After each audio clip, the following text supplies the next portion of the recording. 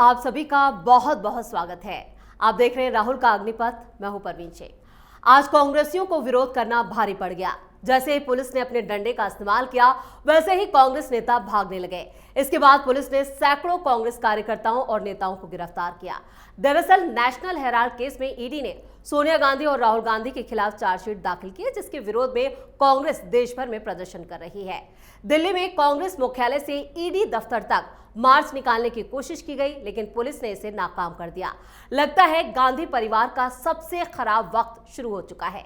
एक तरफ national Herald case में ईडी ने जो चार्जशीट दाखिल की है, उसमें सोनिया गांधी और राहुल गांधी को आरोपी बनाया गया है। वहीं दूसरी तरफ प्रियंका गांधी के पति रॉबर्ट वाड्रा भी लैंड डील में फंसते जा रहे हैं।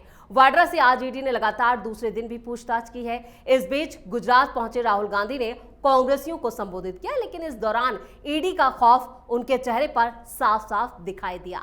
तो क्या गांधी परिवार के ऊपर जेल जाने का खतरा मंडरा रहा है?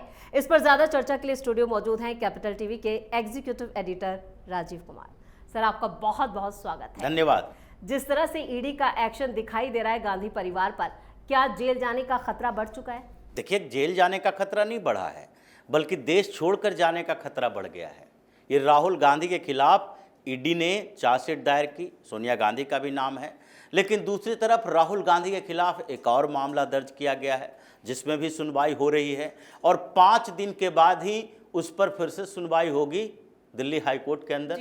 21 तारीख को नागरिकता के ऊपर सुनवाई है, क्योंकि 8 सप्ताह का समय कोर्ट ने दिया था होम मिनिस्ट्री को और कहा था भाई 8 सप्ताह के अंदर आप ये फैसला कीजिए कि राहुल गांधी के पास ब्रिटिश सिटीजनशिप था कि नहीं, राहुल गांधी क्या दोहरी नागरिकता का लाभ उठा रहे थे, ब्रिटेन का पासपोर्ट रखे हुए थे, या फिर वैकअप प्राइवेट लिमिटेड में जो उन्होंने एनुअल रिपोर्ट में लिखा था वो सही है कि वो ब्रिटिश सिटीजन है, या इसके ऊपर आगे इन्वेस्टिगेशन की जरूरत है।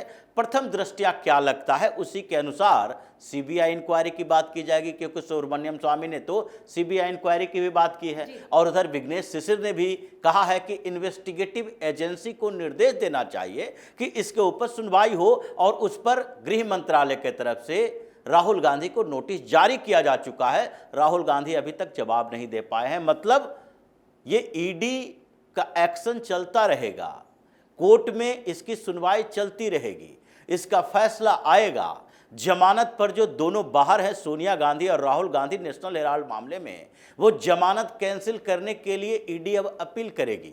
लेकिन इस बीच जब राहुल गांधी हिंदुस्तान के नागरिक ही नहीं रहेंगे, तो उनकी न सांसदी रहेगी, न ही एलओपी रहेंगे और न ही आगे का पॉलिटिकल कैरियर रहेगा। तो हिंदुस्तान में बैठकर वो बिजनेस तो कर नहीं सकते, हिंदुस्तान में बैठकर वो कोई दूसरा काम तो कर नहीं सकते। तो इसके लिए उन्होंने प्लान बनाना शुरू कर दिया होगा। अभी 19 तारीख को उनके विदेश जाने की, यानी अमेरिका जाने की खबर आई और ये बताया जा रहा है सूत्रों के हवाले से, ये कांग्रेस सूत्र बताते हैं और उसी की जानकारी मिल रही कि 19 तारीख को ये जाने वाले हैं अमेरिका। इससे पहले बैटिंग करके आ चुकी है अमेरिका घूम घाम के प्रियंका वाड्रा।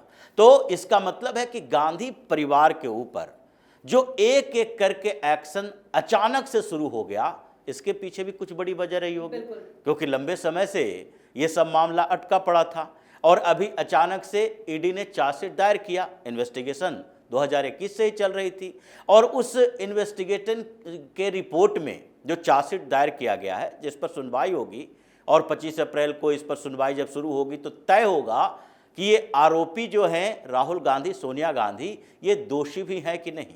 क्योंकि इसी कोर्ट ने पहले कहा था, पटियाला हाई कोर्ट से ही ये मामला शुरू हुआ था और उसमें कोर्ट ने सीधे तौर पर कहा था कि इस पूरे मामले में धोखाधड़ी तो हुई है, ये मनी लॉन्ड्रिंग का केस बनेगा या नहीं बनेगा ये तो ईडी तय करेगी, लेकिन इस पूरे मामले में देखते हुए पता चलता है कि ये क्रिमिनल कॉन्स्पिरेसी है, ये आपराधिक साजिश है।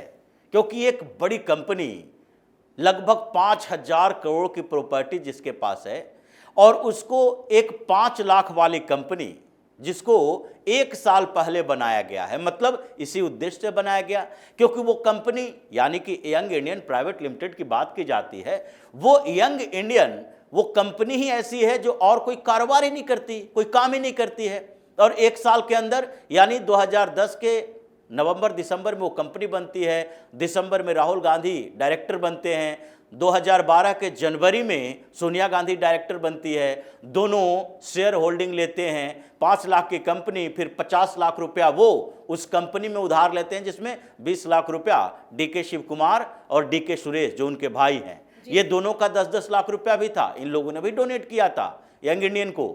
और उसी तरीके से ये पूरे 50 लाख में 90 करोड़ का लोन माफ करवा के कांग्रेस से और 5000 करोड़ की संपत्ति हड़प लेती है। तो इस पूरे मामले में सेक्शन 70 के तहत आरोपी बनाया है ईडी ने, और ये कहा है कि देखिए इस पूरा मामला जब हम लोगों ने इन्वेस्टिगेट किया तो उसमें पता चला कि जो मोतीलाल बोरा की बात की जा रही है, जब पिछले दिनों 2023 में जब राहुल गांधी सोनिया गांधी दोनों से पूछताछ हुई थी बुलाकर, तो इन दोनों ने कहा कि ये सारा काम मोतीलाल बोरा देखते थे। मोतीलाल बोरा ही कांग्रेस के भी कोषाध्यक्ष थे, और मोतीलाल बोरा के कोषाध्यक्ष रहने के समय ही इस नेशनल हेराल्ड को कांग्रेस की तरफ से 90 करोड़ रुपया इंटरेस्ट फ्री लोन दिया गया था। इसीलिए जब मोतीलाल बोरा से बात हुई तो उन्होंने कहा कि कांग्रेस का 90 करोड़ का कर्ज इस कंपनी के ऊपर है, यानी एसोसिएट जनरल लिमिटेड एजेएल, जिससे नेशनल हेराल्ड जुड़ा हुआ है। तो इसके पास 90 करोड़ रुपया कांग्रेस का लोन है। तो कांग्रेस का अगर लोन है तो कांग्रेस पार्टी ही नेशनल हेराल्ड को रख लेती, ये कांग्रेस पार्टी का मुखपत्र बन जाता। जैसे कई अखबार ऐसे हैं जो किसी राजनीतिक पार्टी के मुखपत्र होते हैं, तो उसी तरह से ये कांग्रेस पार्टी ही उस पूरे प्रॉपर्टी पर दावेदारी कर देती, तो किसी व्यक्ति विशेष का नहीं होता। अगर कांग्रेस के पास जो प्रॉपर्टी है, हजारों करोड़ की प्रॉपर्टी कांग्रेस के पास है, हजारों नहीं, ये तो कांग्रेस के पास अगर कैश की बात नहीं करते, अकाउंट की बात नहीं करते, वो हजारों करोड़ में लाखों करोड़ की प्रॉपर्टी है। ये अभी जो वक्फ बोर्ड का विवाद चला है, ये वक्फ बोर्ड का विवाद में क्या कहा जा रहा है कि लैंड होल्डिंग कैपेसिटी वक्फ बोर्ड की बहुत ज्यादा है, यानी इंडियन आर्मी जिसके पास लैंड है, इंडियन रेलवे, और उसके बाद वक्फ बोर्ड की प्रॉपर्टी है। उसी तरीके से राजनीतिक पार्टियों की बात छोड़ दे, और अगर पूरे स्तर पर देखा जाए ओवरऑल इन लोगों को, इन संस्थानों के से भी ऊपर सबसे बड़ी जमींदार कांग्रेस पार्टी है इस हिंदुस्तान की। और इसके ऑफिसेस केवल दिल्ली में, मुंबई में, कोलकाता में, ये सब जगह पर नहीं है, सारे स्टेट कैपिटल में कांग्रेस पार्टी के दफ्तर हैं। और स्टेट कैपिटल में एक ही दफ्तर नहीं है, कई छोटे छोटे दफ्तर हैं।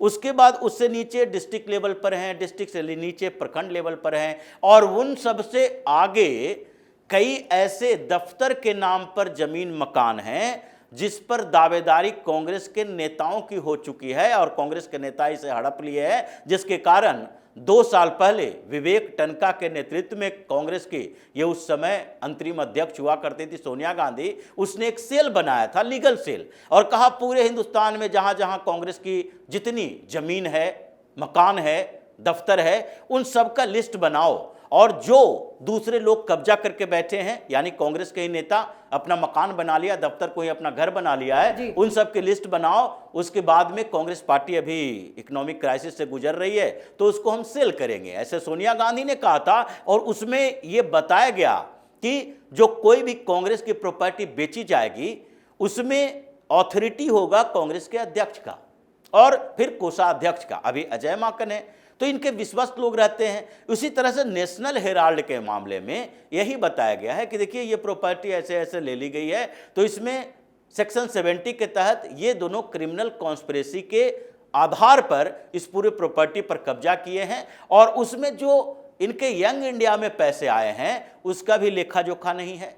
कांग्रेस एक राजनीतिक पार्टी है, वो कॉमर्शियल एक्टिविटी में हिस्सा नहीं ले सकती, और इसलिए कांग्रेस को भी इसमें नाम है कि देखिए भाई कांग्रेस पर भी बात होनी चाहिए कि किस आधार पर कांग्रेस पार्टी ने 90 करोड़ का लोन इशू किया, क्योंकि कांग्रेस एक राजनीतिक पार्टी है और इसको जो डोनेशन मिलते हैं, चंदे मिलते हैं, वो चंदा सारा का सारा पॉलिटिकल एक्टिविटी में खर्च किया जा सकता है। हालांकि पॉलिटिकल एक्टिविटी के नाम पर गांधी परिवार के यासी में भी खर्च की जाती है। ये पिछले दिनों ही प्रियंका वाड्रा जब गए, और प्रियंका वाड्रा को जाना था कि वायनाड में अपना प्रचार करने के लिए, और उस समय जयपुर में इनके बेटे के दोस्त की शादी थी, और उस समय उन्होंने जो चार्टर प्लेन बुक करवाया कांग्रेस पार्टी की तरफ से, वो चार्टर प्लेन डायरेक्ट वायनाड न जाके वहां पर जाता है जयपुर, और जयपुर से प्रियंका वाड्रा के बेटे को ड्रॉप करने के बाद प्रियंका वाड्रा को लेकर वो वायनाड जाता है। तो ये जो चार्टर प्लेन, अय्यासी, खर्च कांग्रेस के, ये गांधी परिवार के चल रहे हैं, ये कांग्रेस की प्रॉपर्टी से ही चल रहे हैं। तो इसका भी इन्वेस्टिगेशन आगे होना चाहिए, जिसके लिए कोर्ट से आदेश की जरूरत है कि कांग्रेस पार्टी से क्या उसके राजनीतिक पार्टी का दर्जा छीना जाना चाहिए, क्योंकि ये तो कॉमर्शियल एक्टिविटी में पार्टिसिपेट कर रही है, 90 करोड़ रुपया ऐसे ही खर्च कर रही है, ये अय्यासी पर लोगों को खर्च करवा रही है, दूसरे के प्रॉपर्टी के लिए खर्च करवा रही है। तो सोनिया गांधी या राहुल गांधी क्या सो रहे थे जब मोतीलाल वोरा ने आपके सामने प्रपोजल रखा कि ये कंपनी बनाते हैं, उसमें 76% आप दोनों की हिस्सेदारी रहेगी, हम भी लूटेंगे, 12% मेरी भी रहेगी, 12% ऑस्कर फर्नांडिस की भी रहेगी। तो मोतीलाल वोरा नहीं रहे, ऑस्कर फर्नांडिस नहीं रहे, और उसके बाद नाम है सुमन दुबे का, वो तो अभी हैं। उसके बाद नाम है इसमें सैम पेत्रोदा, जो इनके सैम अंकल हैं, उनका भी नाम है। अब उनसे भी तो पूछताछ होनी चाहिए। तो सैम पेत्रोदा से पूछताछ होगी, सुमन दुबे से पूछताछ होगी, राहुल और सोनिया से पूछताछ फिर से होगी। ये चार्जशीट का मतलब ऐसा नहीं है कि आगे सप्लीमेंट्री चार्जशीट दायर नहीं किए जाएंगे। ये चार्जशीट इनिशिएटिव है कि हम कोर्ट में ये कार्रवाई, सुनवाई शुरू कर चुके हैं। इसके बाद भी हर मामला जो ईडी का होता है उसमें सप्लीमेंट्री चार्जशीट दायर किए जाते हैं। इसीलिए अब सोनिया गांधी, राहुल गांधी या फिर रॉबर्ट वाड्रा, और प्रियंका वाड्रा का भी नंबर है, उन्होंने भी कई जमीन के सौदे किए हैं, और नेशनल हेराल्ड में भी उनका 6% से ज़्यादा का शेयर है। ये माँ बेटे के शेयर में से उनका है शेयर। और इस बीच ये भी आ रहा है कि कांग्रेस ये कह रही है कि ये मामला बनता ही नहीं है, ये एक झूठ का पुलिंदा है, और इधर ईडी ने ये दावा किया है कि वो कोर्ट में ये सबूत इस तरह के पेश करेंगे कि कांग्रेस जो दलीलें दे रही है वो खारिज हो जाएंगी। देखिए, कांग्रेस दलील कहाँ दे रही है, और कांग्रेस कौन होती है दलील देने वाली? कांग्रेस दलील देगी कोर्ट के अंदर? कांग्रेस गांधी परिवार की बपौती है, कांग्रेस को इसने बपौती मान रखा है, बना रखा है। लेकिन अगर ऑथोरिटी की बात की जाए तो कांग्रेस पार्टी गांधी परिवार नहीं है। ये कांग्रेस कौन होती है दलील देने वाली? कांग्रेस दलील देगी अपनी चीजों के लिए। जब कांग्रेस को पार्टी बनाया जाएगा कि 90 करोड़ रुपया तुमने क्यों दिया, तो कांग्रेस की तरफ से जाएगा वकील। लेकिन ये मामला जो है वो जब कोर्ट ने प्रथम दृष्टया माना है कि ये क्रिमिनल कॉन्स्पिरेसी का मामला है, इसमें हेरा फेरी हुई है, तो ये कांग्रेस वाले कितना चिल्लाते चीखते रहे उससे फर्क तो पड़ेगा नहीं। राहुल गांधी तो चीख चिल्ला रहे थे कि हमने नरेंद्र मोदी के बारे में कुछ नहीं कहा, हमने मोदी सरनेम पर जो टिप्पणी की थी वो भी कोई बात नहीं थी, हमने तो सारे लोगों को चोर नहीं कहा था, हमने तो ये नीरव मोदी के बारे में कहा था, ललित मोदी के बारे में कहा था। लेकिन इनके इन बातों से, इन कुतर्कों से कोर्ट ने मान लिया, 2 साल की पनिशमेंट हुई। तो इसी तरह ये कुतर्क देते रहे। और किस आधार पर ये सब लोग प्रोटेस्ट करने के लिए निकल गए हैं? ये अंधे लोग जो कि गांधी परिवार के चापलूसी में ऐसे संलिप्त हो गए हैं कि अपना खुद का स्वाभिमान, अस्तित्व भी खो दिया। अगर ईडी ने कार्रवाई की है, कोर्ट में मामला गया है, फैसला कोर्ट से सुनाया जाएगा। सबसे बेहतर कोऑर्डिनेशन कोर्ट के साथ तुम्हारे वकीलों का है, सुप्रीम कोर्ट तक तुम्हारी बात सुनता है। तुम लोग अब तक बचते रहे इसलिए क्योंकि बड़े बड़े वकील और वो जो जज साहब हैं उनके साथ इनका उठना बैठना। तो इस आधार पर राजीव गांधी को भी बोफोर्स मामले में या इतने घोटाले हुए किसी में भी सजा नहीं हुई। तो उसके बाद सोनिया गांधी इतने दिन से लुत्फ उठा रही है, कुछ नहीं हो रहा। 10 साल से जमानत लेकर नेशनल हेराल्ड में बैठे हो, कुछ नहीं हो रहा। तो अब ये तुम तय नहीं कर सकते कि कौन से मामले ईडी लेकर आए। इन्वेस्टिगेशन की रिपोर्ट कोई मोदी के पास तो भेजा नहीं, ये तो कोर्ट में चार्जशीट दायर हुआ है। अब चार्जशीट दायर हुआ है, उस पर सुनवाई होगी। अब 21 तारीख को इनके नागरिकता के मामले पर सुनवाई होगी।